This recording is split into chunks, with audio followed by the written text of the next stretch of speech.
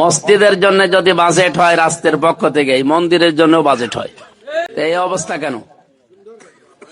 যারা ছিল দায়িত্বে তারা অবশ্যই মন্দিরের টাকা মেরে খেয়েছে। তাছাড়া এই যে এখানে একটা ছাদ দেওয়ার কথা, দৃশ্য দেখে মনে হচ্ছে এখানে মনে হয় আপনাদের ইবাদত, আপনাদের পূজা অর্চনা এগুলো ভালো হয় না।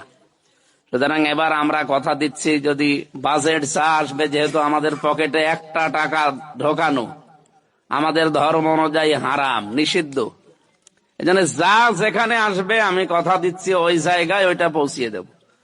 মসজিদের জন্য যদি 10 টাকা আসে, মন্দিরের জন্য যদি 5 টাকা আসে, যা আসবে তার দায়িত্বশীল যারা আছে তাদের হাতে দিয়ে শুধু শেষ না, কাজ হচ্ছে কিনা এটাও আমি দেখব।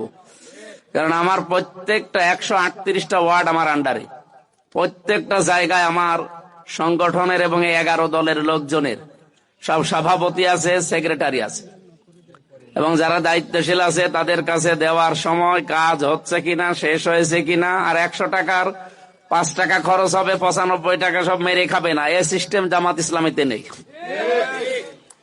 আমাদের যা আসবে আমি কথা দিয়ে গেলাম, এই আপনাদের উপাসনালয়ে দাঁড়িয়ে আমি সব পৌঁছিয়ে দেবো ইনশাল্লাহ।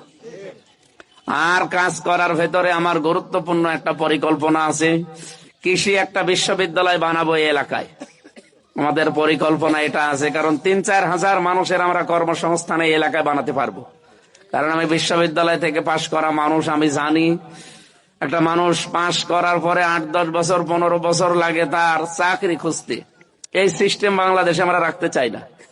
জামাত ইসলামী বাংলাদেশ এই 11 দল নিয়ে যদি সত্যি ক্ষমতায় আসতে পারে, আমরা আগে শিক্ষা ব্যবস্থা পরিবর্তন করে কর্মমুখী শিক্ষা বানাবো, মালয়েশিয়ার মতো।